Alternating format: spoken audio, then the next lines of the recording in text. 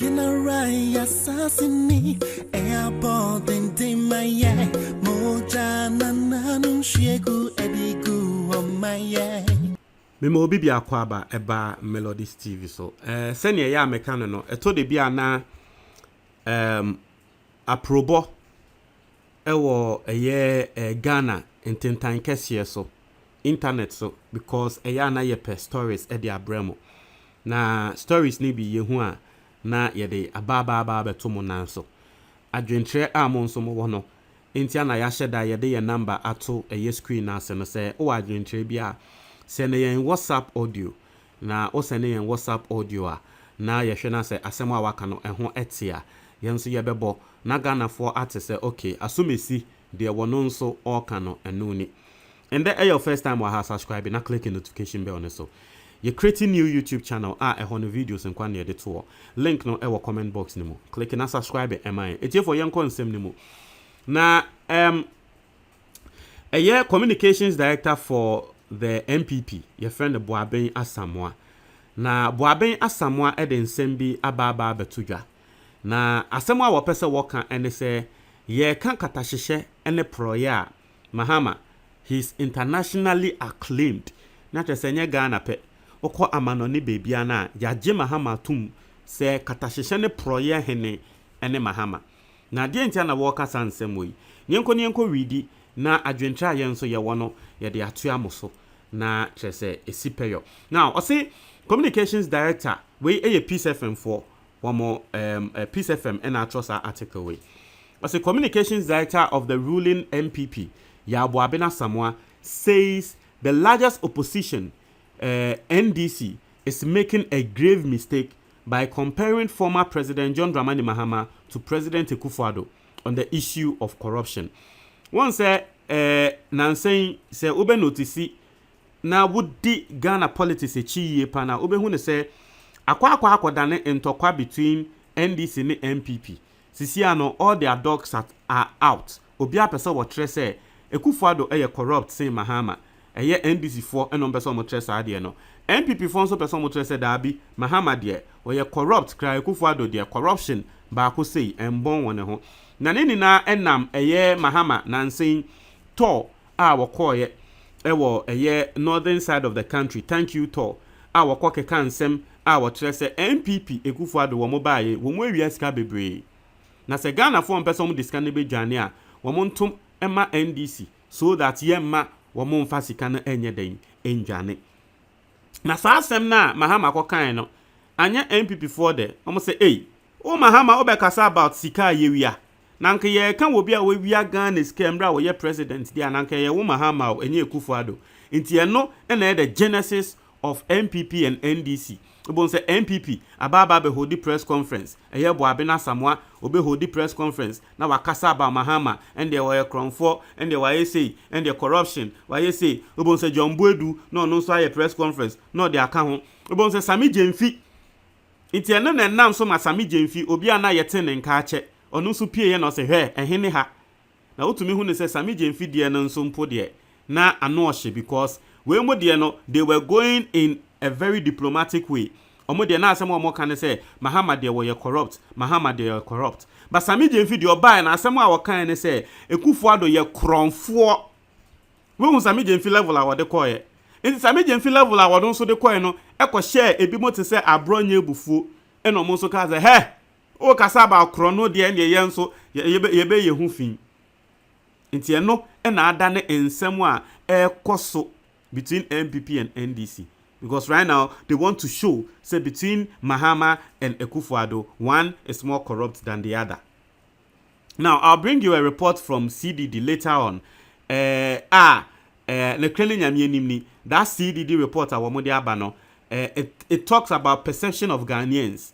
It say Ghana for elusu GDA in Akufo-Addo over the corruption fight, but that one is a different matter. We'll come to all together. And Brana Mahama so your president no report be by say Mahama so time no corruption we lost trust in him. What you say now Boabena someone so they are walking what you say or say Mahama mon fan ne ho entoto Akufo-Addo da se ba ne katahye ne proya there is no way e was Mahama wode ne ho tutu Akufo-Addo e pa ho adaben na wo Mahama wode ho betutu Akufo-Addo wo Mahama asemo ababen asamo wo kan no o say according to him fighting corruption in the country is not about who can shout the loudest in the media, but rather about implementing measures to make corruption an unattractive venture for people to engage in. Boabea Samoa and Samoa can say yes, ye kuetia katashishene proya, sebin prediasan, and ya will be a wobe to me about social media babe kasa, dear Samijan fee ye, dia teme kasa, and you'll be a wobe yes, adiano. Na you'll be a what they acquire in Shishaya ebe to so that corruption obi enfane ho enkonko shem. Say his remarks appear to be a veiled dig at the NDC's press conference held Monday. Inti eno na memamo brief no inti boabian saman sama wo kan sisia no enam sami jemfi press conference na wo ye no, where the opposition party took the current administration to the cleanest for institutionalizing the canker. Meka se sa abrofo we last be me use ye na Ghana ni bia wo UK ebeka tre me say cleaners brofo na me use ye no wrong ba me usumiti say ya asemo Ghana ha say mesramo say ye ka say someone took someone to the cleaners na tre say nipa kono wa ye ni hu fi wa kansem ana we twi nanim ofom ene na Ghana ye ka say took you to the cleaners em say Ghana for am wo abrochi ana UK no you have a different meaning. Until last me kind no be correct me was so but once a piece FM for crack confirm say yes anet here until say they took the current administration to the cleanest for institutionalizing the canker. Or said that press conference by the opposition was in response to an earlier one organized by the ruling party last week, which was a reaction to some allegations made by the NDC 2020 presidential candidate ex-president Mahama on his thank you tour. It's brief na me de mamo no won say afiansa peace FM for ka ho asem. Now, I see the unbridled corruption and plain thievery under MPP. I see the NDC's communication officer Sami Jemfi was of the opinion that failure to vote against the MPP in 2024 will lead to further dissipation of the public purse.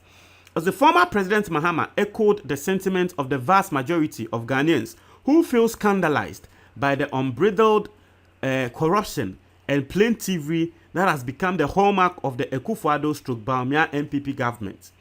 Also, the alarming case of corruption under this government is such that Ghanaians cannot wait to exact accountability by voting out the MPP after the 8-year tenure in 2024.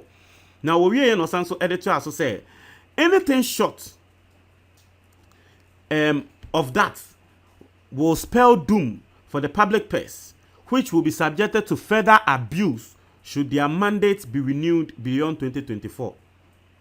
Now, I say, speaking on OKFM's Adiachibia morning show, the former Adenta member of parliament, said the other time I spoke, I said, well, no, now we're current Adenta member of parliament, but say you too no free idea, so into a former Adenta member of parliament, touted the government's achievements in the fight against corruption. I see, he maintained that the MPP government, led by President Akufo-Addo, has put measures in place which are gradually preventing corruption in the country. Is Boabian Samoa is in the country? I don't know, but I'm saying Boabian Samoa is not in Ghana. Why am I asking this? I said, Nancy, Boabian Samoa Sembia or Becana say Ghana Hayati won't happy. Boabian Samoa, you are one or no Becca train say Ghana nyeding. In Yaman Corso, in Yamabuan Corso, yan two fuomu, in Yamabuan Bibia Buan Yedina, a Mahama no other than Crawford. Boabian Samoa the Beckans are same way. Ghana yeti.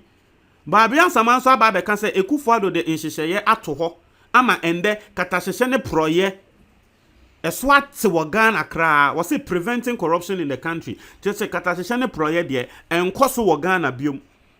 Na nya de a ekoso sa e wo Ghana. Inta na mebisa say Boabian Samoa o wo Ghana na is he in the country because Ghana ya ye na yeti. Inhyehyeye ben. What has Akufo-Addo done to prevent corruption? Because from all we've seen, even recently, one corrupt act a obetumi aka eye sa eduro ya yekotua eye shake yamfa parliament ni nsensem bebre ni na echi ekowie den na nke Akufo-Addo prevent corruption na ka den e wo se eto health minister no. But he is still at post. He's still the health minister. Akufo-Addo the year asresem e de sre yen Ghana for kra. Inti boabia someone a walking say gradually preventing. Akufo-Addo has put in measures that are gradually preventing corruption in the country. No, the person me bisa. What are those measures? What are those measures? I say that Ghanaians can attest to the things the Akufo-Addo government is doing openly to put a stop to corruption in the country. And maybe saying, what are those? Nanka wabo. I say, however, when it comes to the person who is mostly tagged with corruption, if you put John Mahama and Nanado on the scale, John Mahama has international recognition when it comes to corruption. I say, was it not John Mahama that a court in the UK has tagged him as the government official one in an Airbus scandal, which today the Office of the Special Prosecutor is investigating? Has Nanado been tagged with such a scandal? Now, you see, it's very simple. Yes, ebetumi abase Mahama ne tagging as government official one, even though the UK court didn't mention Mahama's name. But bisan ho say time ben and as our government official one in sensem na eba abonten. It was when Mahama was out of office. That just says Sisia woni aban no, he has no control over the story. Into also tobo. Ma Akufo-Addo ebia one free office na NDC for mbra. No mo ba ho na unsu be hu ne say there were a lot of deals because mbra na Mahama wote so no sasa government official one deal yi yante. Ofri so na mo MPP ba ye no e na mo be ye hwehwemu na mo hu say hey say government official one deal bi ekoso. Aha. Nti mo de munsion kamo na NDC for wamonsu be win 2024 na ehwa na ya nso yasomu betse ensem ewo Ghana ha say hey say deal bi koso asumesi ena wo sha ase. I hope you guys are getting my point. Indeed, they all no. I say, was it not John Mahama, then vice president, and the late former President Mills administration, that the issue of Embraer plane scandal hit to the extent that then President Mills set up a committee to investigate him? Asemwa boabe asamwa wakan no. Inti no sisi ade akwa dane who is the most corrupt in Ghana? Is it Akufo-Addo or Mahama? Muntre mo adwo comment box ni mo medase.